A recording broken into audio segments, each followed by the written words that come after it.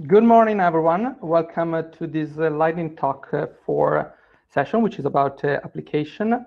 I'm Enrico Deusebio, and I'm a member of the program committee, and it will be my honor and my pleasure to be chairing this session. Just a couple of words about myself for those who I haven't had the luck to talk to in the past few days. So I'm currently heading a consulting firm here based in Milan that we really focus on helping clients to design, build, and operate data-driven applications. So basically, applications that they embed some kind of modeling, ranging from statistical modeling, NLP, as well as machine learning. So for us, of course, R is quite core, quite central, since it really helps us to really introduce within our pipeline some extremely powerful cutting-edge models and do very advanced analysis. As well as it's also very powerful when we want to build some POC, using Shiny apps.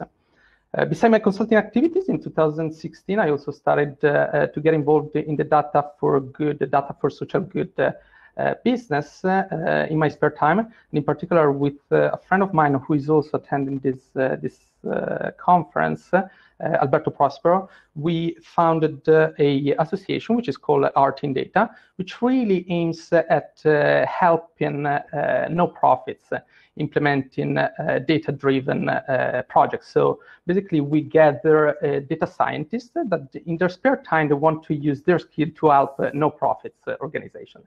Since we really believe that data science is something that also no-profit can do beside corporate, also no-profit can leverage from data. But I guess enough about myself. I think we can really get started with this session. So being a lightning talk session, the presentation will be 5 minutes long. So all the speakers, they will have 5 minutes. I will just bring a tone after 4 minutes and 30 seconds, just to let the speaker know that their time is running out. There won't be any question between the talks, so all the questions will be posed to the speaker at the very end in a panel discussion, in a Q&A session. So for the question, please just post the question in the chat, in the session chat, by putting @ the name of the speaker, and then the question. So we will be gathering all the questions and pose and discuss this question in the panel at the very end of all the talks. So I don't think I have forgotten anything. So I think it's time for inviting on the stage our very first speaker. Our very first speaker is Barry Boessenkool, who is our trainer and consultant, who is also about to freelance and teach at the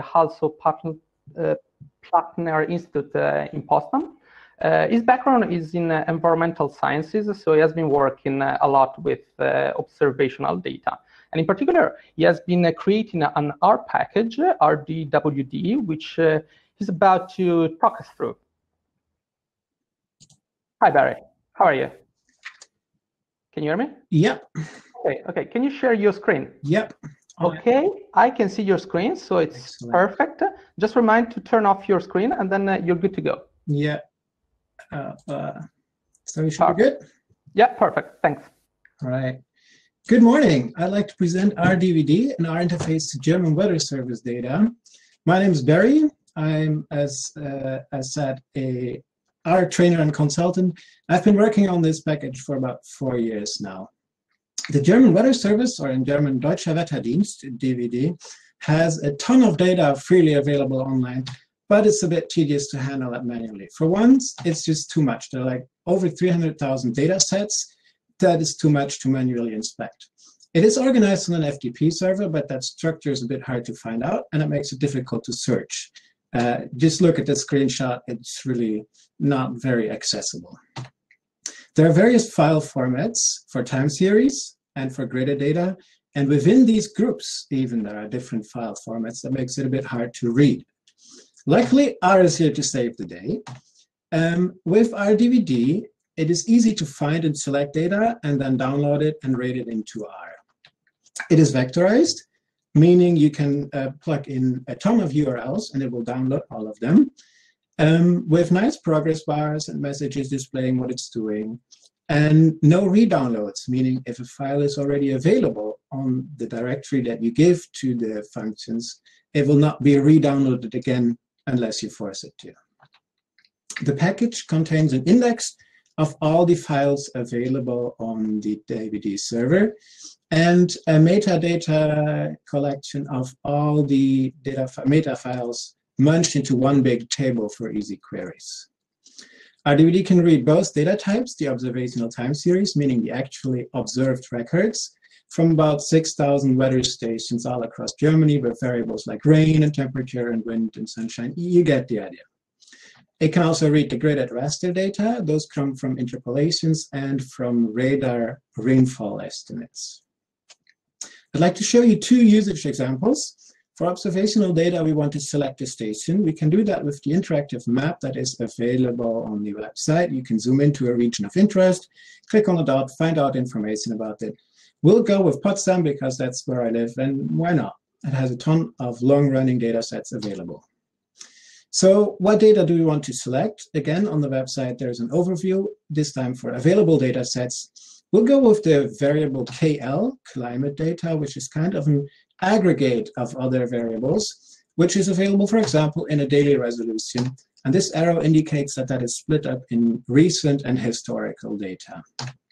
So in the code, we just plug that in. We load the package and then select data for Potsdam, daily climate data of the recent period. The kind of link we get with that is an FTP climate data link, has this daily climate recent thing in there, and then the ID is abstracted from the station name. That link can be plugged into DaTaDvd, which will download it, then read it into R as a data frame with nice column names. That looks like that. For example, we have measurement date and air temperature. We can take those two columns and plot them to get a nice line graph, add a nice month axis, and then we can see in the last 2 years in Potsdam, we have not had very cold winters. For gridded data that gets updated hourly in this folder, we can index the FTP server so we know what files are currently available. We can select one of them, pass it to DaTaDvd. It will again be downloaded and read into RED, which is a list with a raster and metadata. And that raster data can be plugged into plot radar, which will project it and plot it on a nice map with a legend and everything. So basically, with just these too few lines, or with these too few small blocks of code on the bottom, whether you're interested in weather data or just need a small example with real data that is reproducible, or you want to really analyze climate change in Germany, you can use rdwd to select, download, and read data into R. There is a ton of time series from meteorological stations dating back to the 1800s, a lot of raster data that's been continuously expanded, and you can read a ton more on the homepage for this project, where you can find a lot of information and use cases and everything. Have fun using rdwd, and I'm looking forward to your submissions in pull requests and whatnot. Thanks a lot, Barry. Thanks a lot.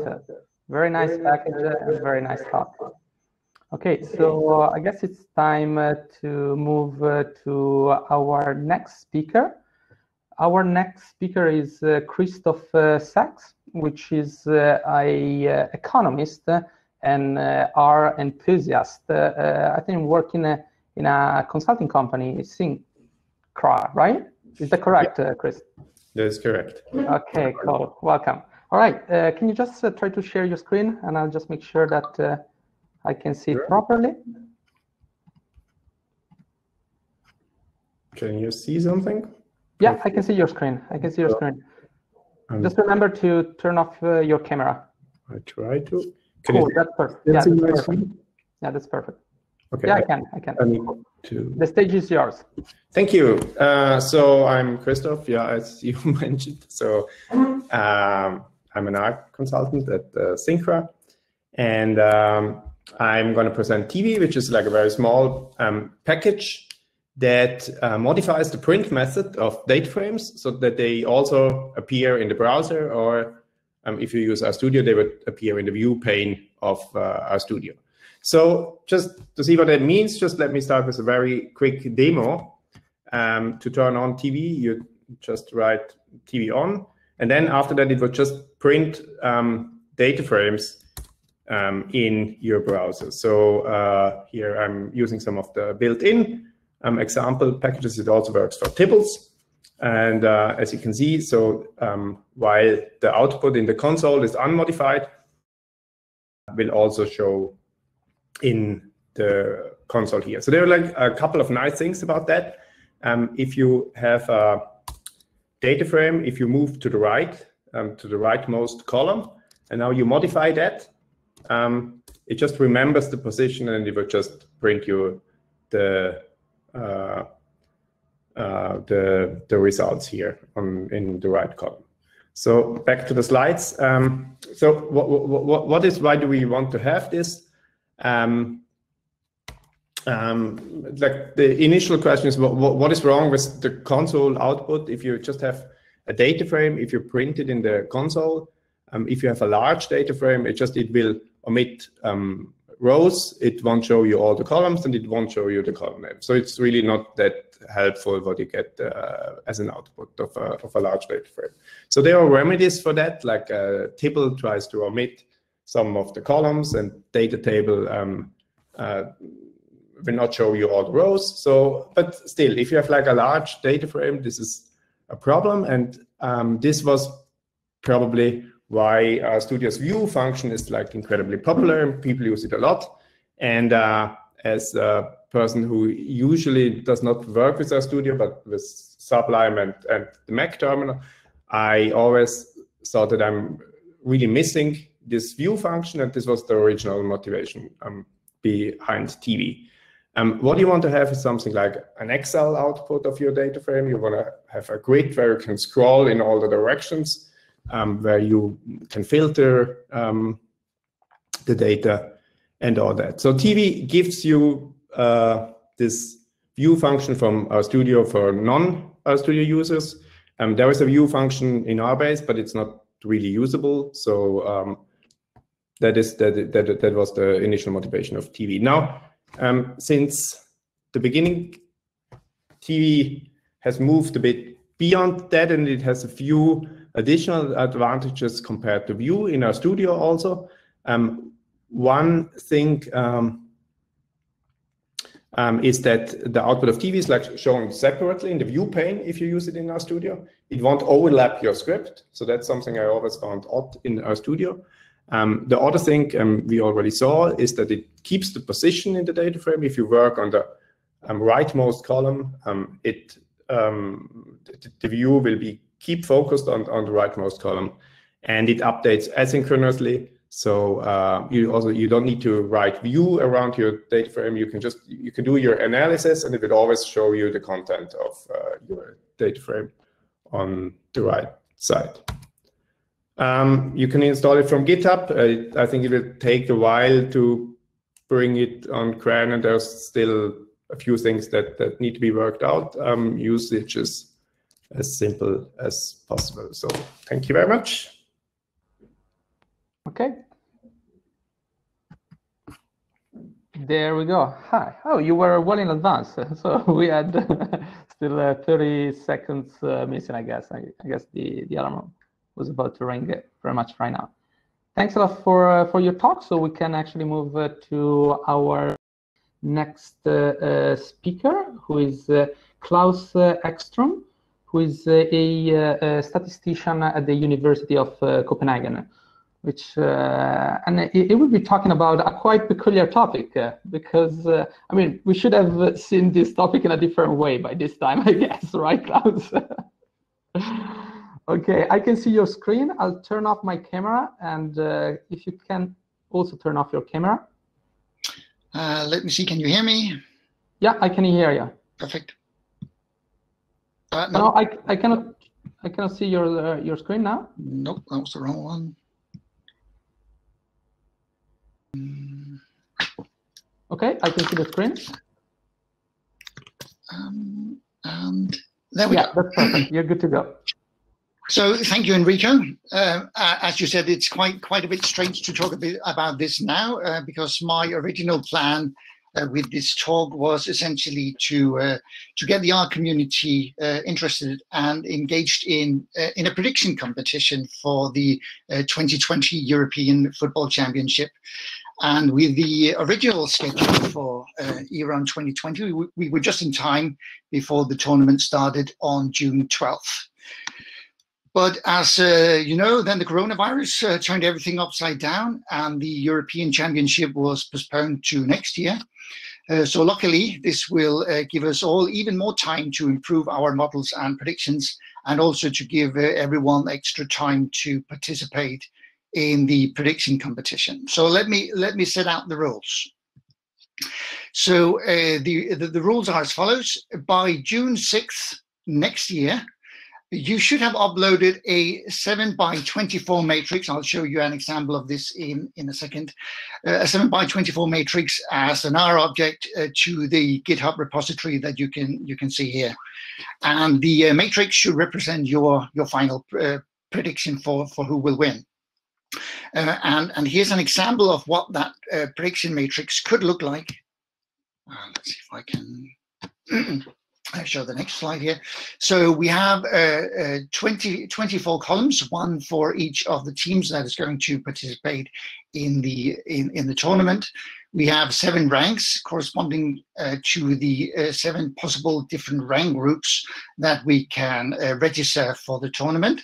And in each cell of this matrix, you will have the probability that the given team will end up with a specific rank. So if you look at the circled element that we see here, then Denmark has a 95% chance of ending up in the last rank, not exiting the group stage. So that is this prediction that we see here. The columns must sum to 1 because the team must end up in one of the ranks, and also the ranks must sum to the number of teams. So there's extra information on the GitHub page about this, but essentially that's what we need to do. That is provide a prediction matrix like this. So how are we going to find the winner? The winner will be found by the prediction that has the lowest tournament rank probability score. So 0 means a perfect prediction, and then the lowest one is the one that is going to that's going to win. In the bottom of the slide, you can see a link to the paper that defines and describes the rank tournament the tournament rank probability score. But essentially, it's a measure that's similar to the rank probability score, but for full tournaments, where you can be slightly off on your predictions. But if you're not too far off on your ranks, then you will still be able to get a fairly good score. Let me show you an example of how this works. Why can't I?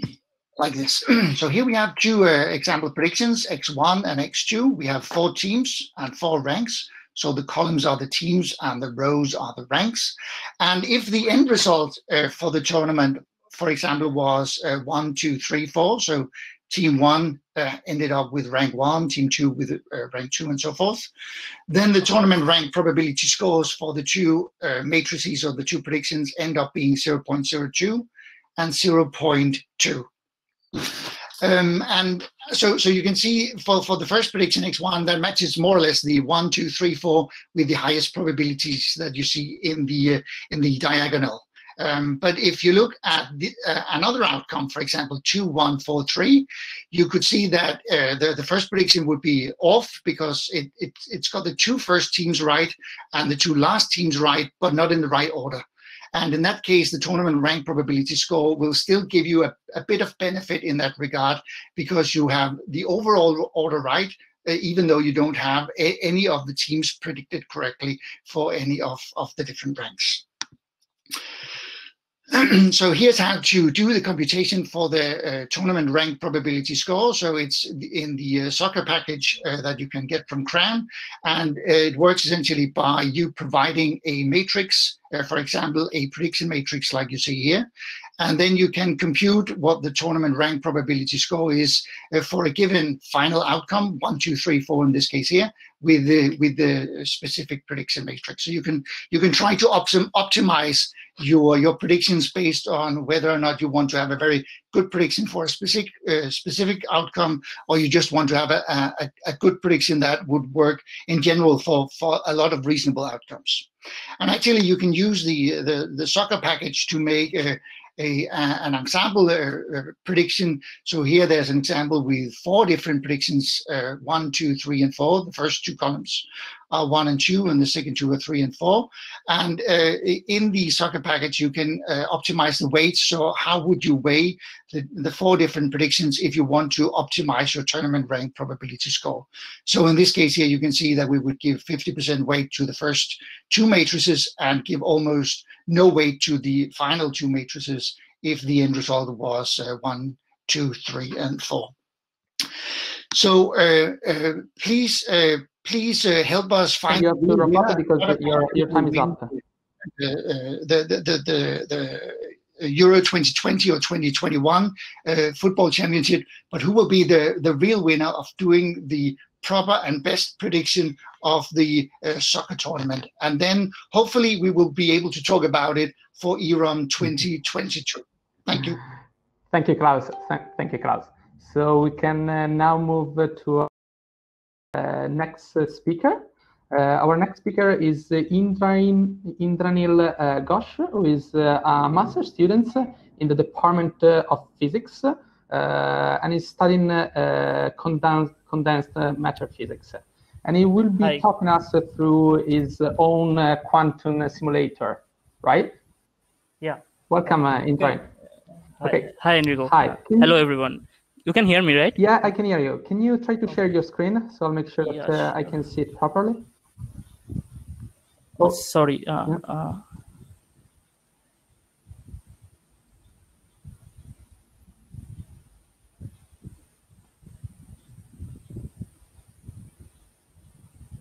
It's visible? Is it visible? Yeah, now it is. Now it is. Okay. Okay, just turn off your camera and then you're good to go. 1 second. Yeah.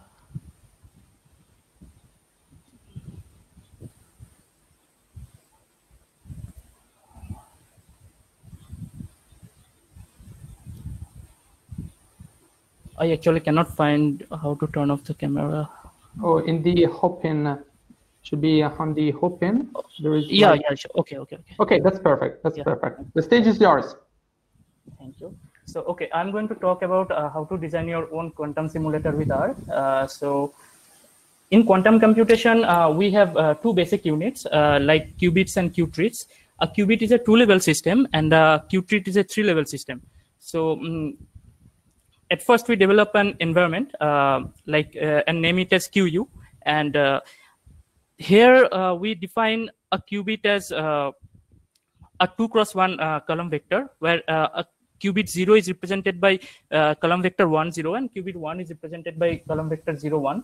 And this can be done by the matrix command in R and store it and name them as Q0 and Q1 and store it at QU, the environment. Then we can also define qubits 0, 1, and 2, and they are 3-level system, and you can define them as 3x1 matrices. Like qubit 0 can be defined as the matrix 1, 0, 0. Qubit 1 can be defined as 0, 1, 0, and qubit 2 can be defined as 0, 0, 1. And you can name them as QT0, QT1, and QT2. And from these basis states like qubit 0, qubit 1, and qubit 0, 1, 2, you can define a new quantum state by superposing these qubits or qubits. For example, the quantum system Kate 100 can be represented by the outer products between qubit 1, 2 qubit 1s, and 1 qubit 0. And that can be done by the Kronecker function in R. And we can see that Q110 is the Kronecker function, which takes in Q1 and the Kronecker product between Q1 and Q0. So then we define quantum logic gates, which will be required in defining a quantum algorithm. So we give examples of we see poly X gate, which is actually a qubit flipping operator, and it's called sigma X, and it's represented by 0, 1, 1, and 0.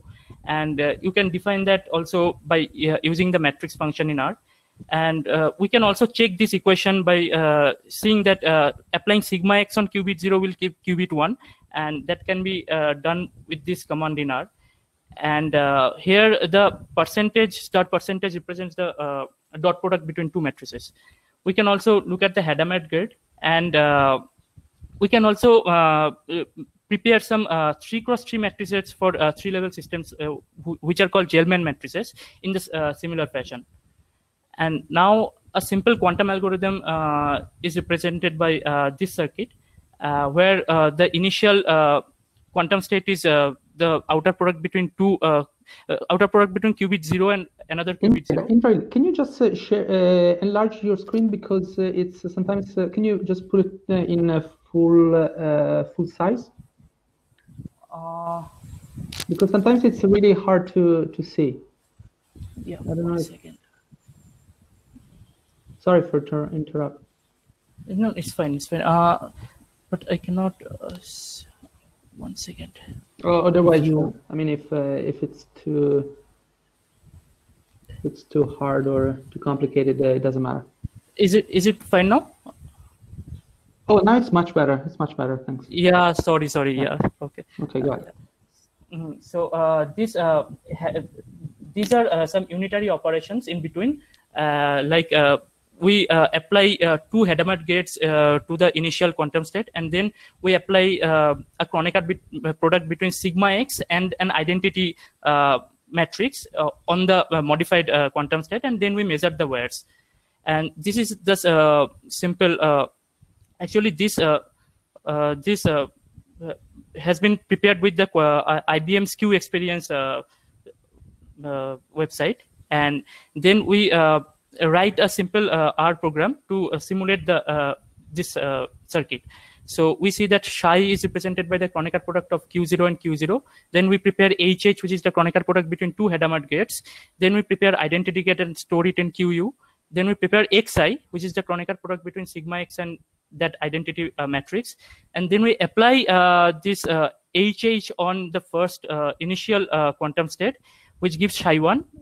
And then to find the final quantum state, we apply sigma X and the Kronecker product between sigma X and I on psi 1. And then we measure. This is actually the last part is actually the measurement code. And this is the probability density plot we will get. And at last, I would like to introduce my R package Q game theory, which is also available in CRAN. And this actually performs all the quantum simulations I've shown in the previous slides. And here also we apply quantum moves to some classical game theory models, and we'll see that we can actually get some interesting results. Like in quantum prisoner's dilemma, we can actually escape the dilemma which arises in the classical version. And that ends my talk. These are the references, and okay, thank you. Very well. Thanks a lot, Indranil, for the nice talk. So we now move to our next speaker, who is Keshav Bhatt, who is our fan and an independent researcher. Is your Keshav? Let's see if he connects. Anyhow, is working as a model developer using SAS, but is sometimes find this a little bit boring, so is engaging with a bit of more fun using R. Keshav?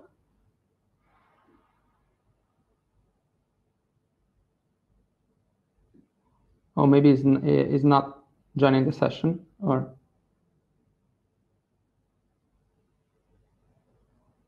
Okay, apparently disappeared. We just wait, 10 more seconds if it shows up again. Otherwise, we just move to the next in line.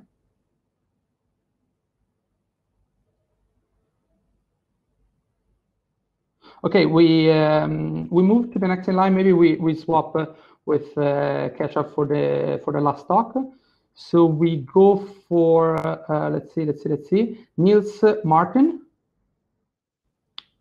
who is a postdoctoral researcher working in Research Foundation Flanders and Hasselt University. His postdoctoral research is focusing on a research line on process analytics in healthcare. So, hi Niels, how are you? Hello, good morning. Fine, thank you. Okay, I can already see your screen, so I'll turn off my camera, okay? And you're good to go. Okay, thank you very much. Good morning, everybody. So my name is Niels, and it's my pleasure to present to you today our R package DaQAPO, which focuses on supporting data quality assessment for process-oriented data. So before giving the intuition behind our package, I would like to first briefly introduce our research group. So I'm affiliated to the research group Business Informatics at the Hasselt University in Belgium. This is a picture of our group, and we focus on a variety of research topics. But personally, as already mentioned, I focus on process analytics in healthcare, which was also the starting point for this R package. So in this research line, we focus on the extraction of insights in healthcare processes from data. So let's consider a very simple example of a healthcare process, which is a process that a patient follows at the emergency department of a hospital. So when a patient arrives at the emergency department, he or she is registered and severity of his or her condition is assessed during triage. After a clinical examination by a physician, medical tests such as a blood tests or an X-ray are performed, and based on these test results, an appropriate treatment is executed, after which the patient leaves the hospital. So nowadays, hospital processes are increasingly supported by hospital information system. These systems, they capture a lot of data about how the process is executed. So consider that we have patient 8 who arrives at the emergency department. When the registration starts, an event is recorded containing the moment at which the registration started and who performed it. In this case, clerk Mike. When the registration ends, a similar event is recorded, this time with transaction type complete.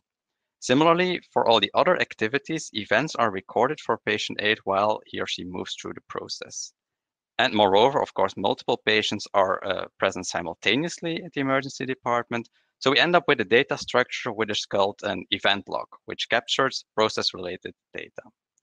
Using such an event log, we can retrieve interesting process-related insights using techniques from the process mining field.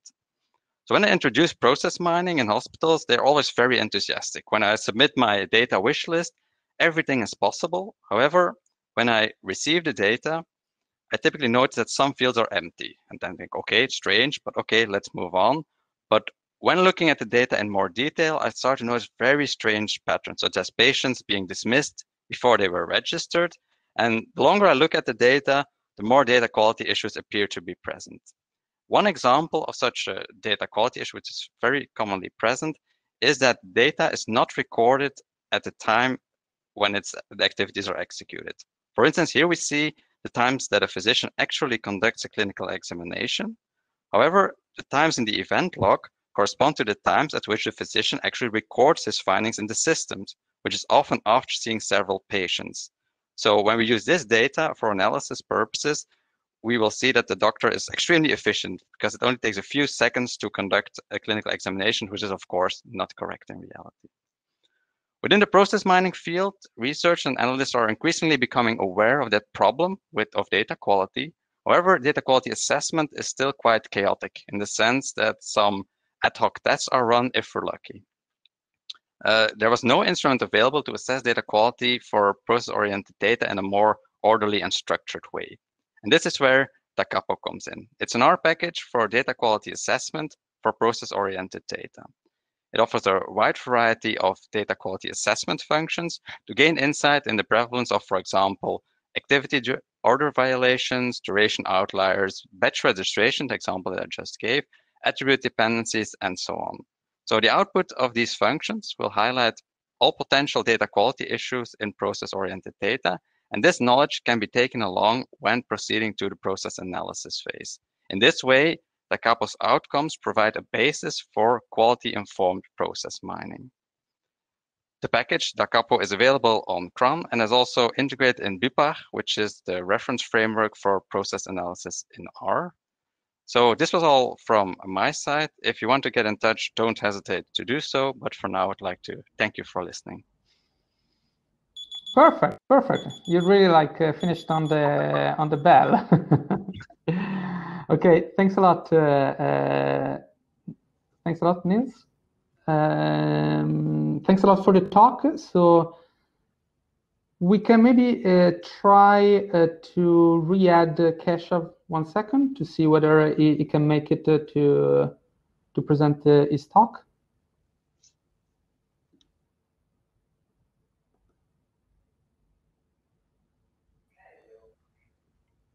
Yeah, we're having some technical problems. Yeah, let's give other 10 seconds, Keshav, in order to see if we can do that. Okay, we wait a little bit longer, Filippo? Just 10 seconds. Let's see what happens. Thank you. Okay, okay. I mean, it's the good part of the live streaming, right? I mean, and together with Murphy's Law, of course, that if something can go wrong, it will for sure.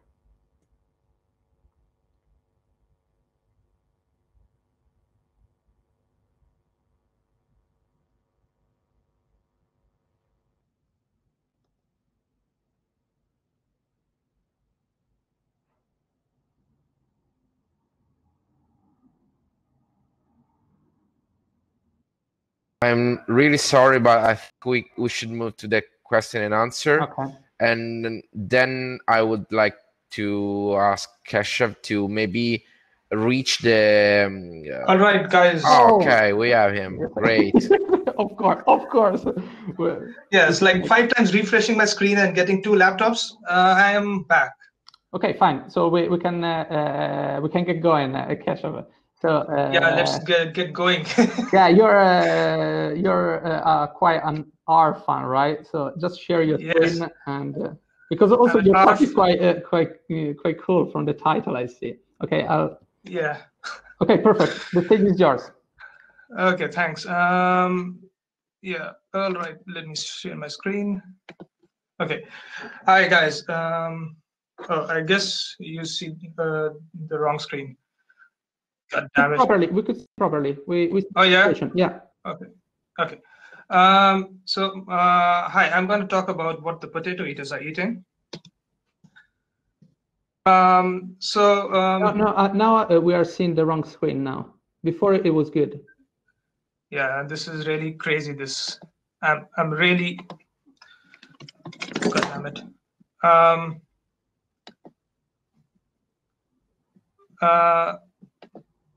Okay, now is it good? Yes, it is. Okay, thank you. Sorry for all these technical difficulties. So my name is Keshav. I'm and I have lost all my fucking images, which makes it a bit of a problem. How would we?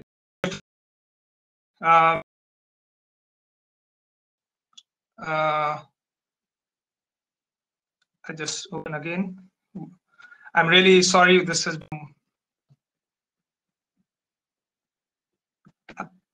You can still hear, right? Yeah, I can hear you. I'm very sorry. Difficulties. Hi. Okay. Do you see these? Do you see a painting now? Yeah, I do. Okay. Sorry. Okay. Hi guys. My name is Keshav. I'm going to talk about what the potato eaters are eating. I'm a Dutchman, and of course, from my accent and all these technical difficulties that I've made, you must have already made some stereotypes about me. And we all make stereotypes, and a big stereotype about the Dutch people is that they eat potatoes. A classic image from Vincent van Gogh, 1885, great year. But I was very keen on eat so much. I went to a Dutch website, and number 1 is lasagna.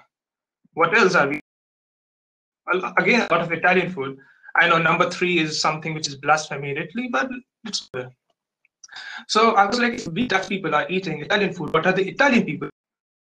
My surprise is bechamel is French. Even what we call sushi in Dutch is Italian.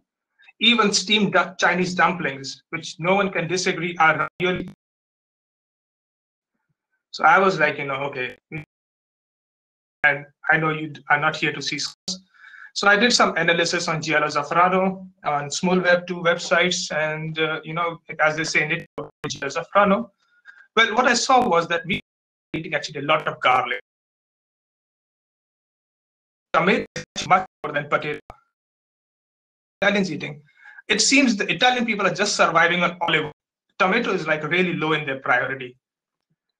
And now I want to see where I'm coming from.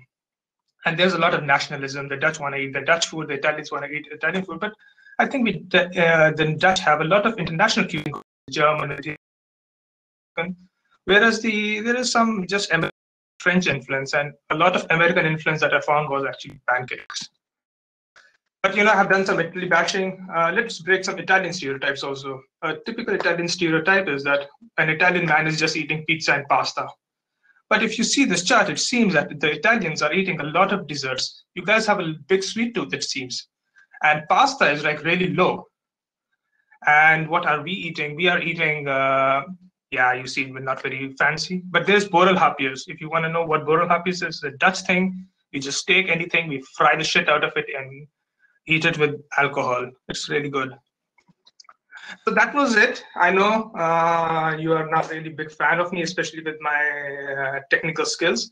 So if you want to stay in touch on me, you can contact me on Twitter, LinkedIn, and the code is here on my repository. Thanks a lot, guys, and for your patience also. Thank you, Keshav. Thank you, Keshav. Okay, can you maybe reactivate your screen, because I think it's time for the panel discussion. So I'll just ask all the speakers to come on stage, and then we will do a round of questions all together. Also, I mean, or if the speakers you have some questions for each other, I mean, you're very encouraged to discuss and stimulate discussion. Okay, so we can maybe move to some first question. So let's see.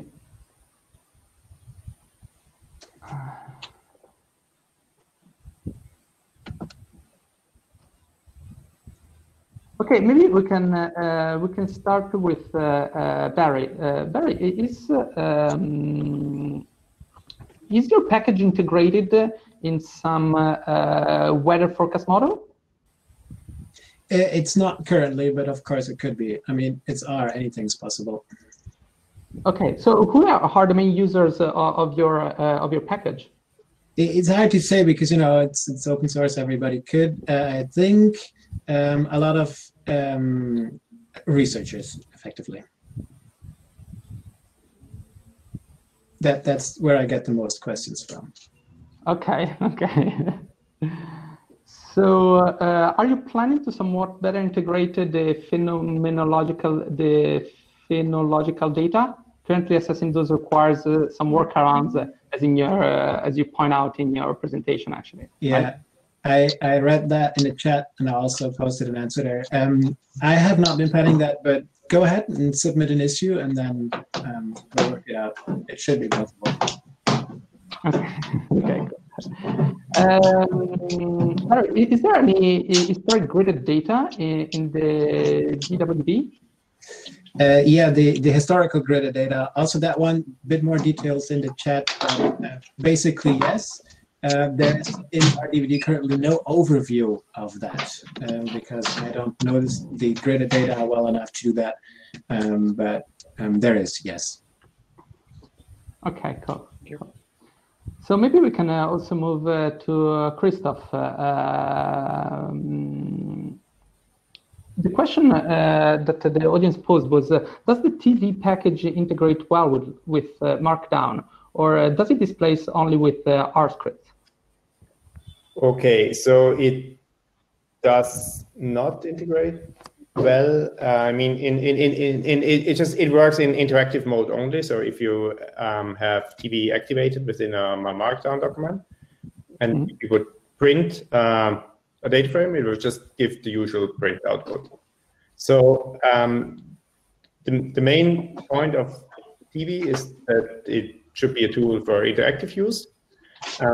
Also, I think technically there was no chance that it would work meaningfully in a Markdown document, because the way it works is that it runs a second R session that runs a Shiny server, which displays actually the thing in the browser.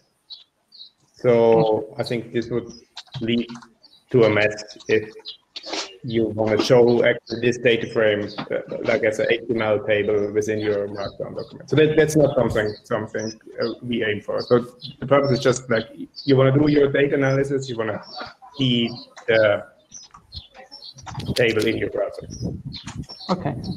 In your talk, you were also mentioning that, of course, I mean, it makes more sense to use your tool, you know, if you're not quite using RStudio, or rather you're, you know, using other IDE to, you know, code. Is it your case that you don't use RStudio and you use other stuff? So you actually made this package for helping you through? I think so. I'm personally, when I do our projects, I'm using Sublime Text with Terminal because I think it is just more convenient. But like with most clients or so, they obviously they use RStudio, like most people I interact with. So I'm using RStudio quite a lot if I meet them. So I was trying it out on RStudio. Instances well, it works well there. I think it works nicer than the view function, but still a bit work in progress. But I think there will be a few things that should become better over time. Yeah, but just one question: if because I was wondering if you were also thinking of integrating more functionalities like filtering, you know, selecting some columns, I mean, if one can. Filter function you actually have. There was like a small menu. I haven't talked about it. There was like a small wheel at the bottom, and you can activate filtering, you can activate sorting, and just like the standard functions. I think the basic I thought should be like as simple as possible and does not show too many functions. But there was also like a plan to rework this whole user interface. Right now it uses Reactable, the Reactable package to show the thing, but we were thinking about doing something on our own that gives like really the thing you want to have, like more like an Excel kind of view, which makes it easier also to copy paste stuff out from it. Yes, sure. I think like this copy pasting the column names was something that I found incredibly useful, because in the view of RStudio you cannot do that, and that's something I want to do all the time. It's like a really little thing, but it's you have your column names and you want to use them in your script, you want to copy paste them. Yeah. It should have little things. Yes. Yeah, I understand.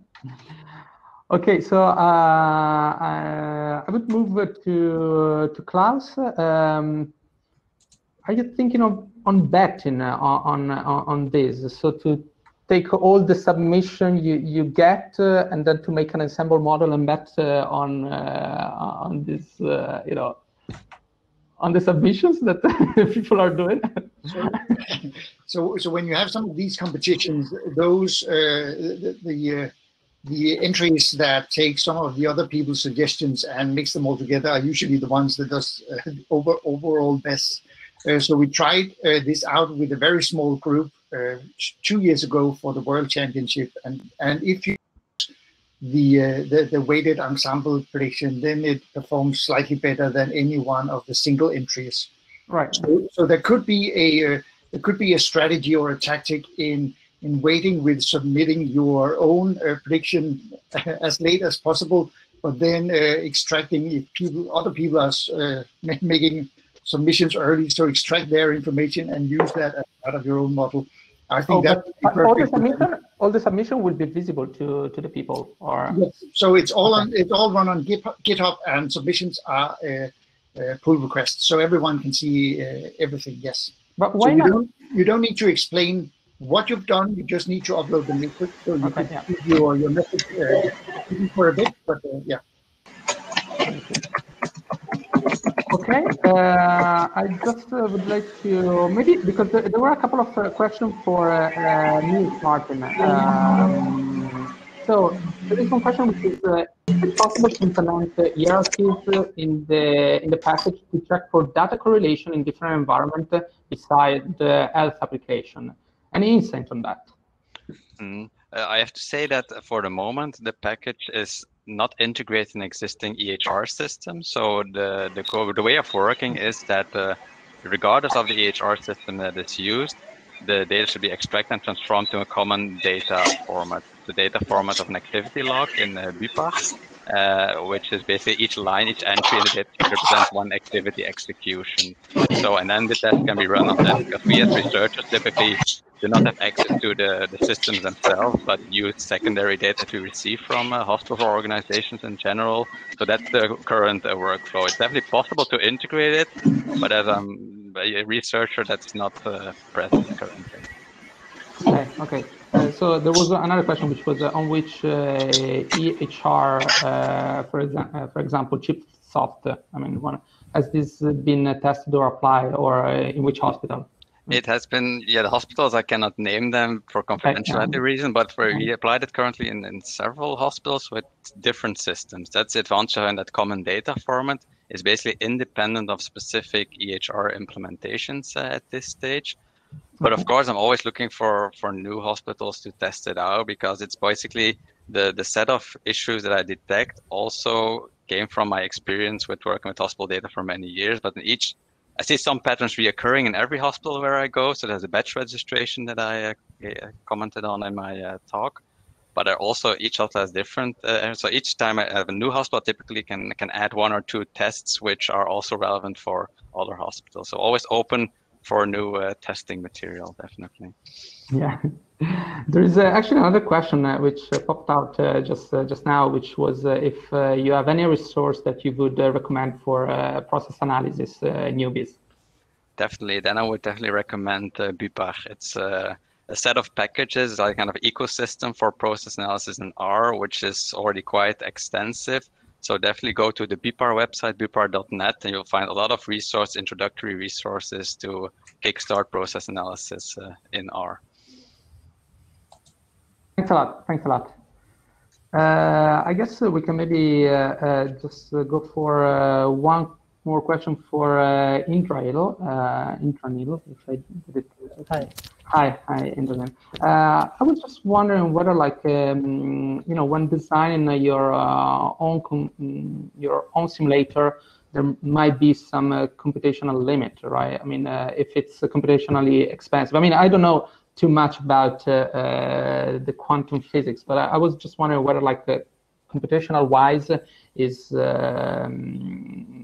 very demanding, your simulations. Yeah, so if the number of qubits they increase, so the computing time will increase exponentially. So that we need to take into account. Okay, but did you, I don't know, you use some sort of parallelization or some ways to scale up your simulations? Yeah, so we can actually use parallel processing for different qubits. So that can be one way approach. And okay. Yeah. Has it been implemented now in the package, or? No. I am still going to do that. Yeah. Okay. Yeah. So I think we are quite. I think the time is quite. We are quite running out of time. It's 11 o'clock, and so I would just thank all the speaker for your contribution and for your nice. Thank you everyone. And well, I'll see you around. Yeah. Bye everyone. Thank you everyone. Bye everyone.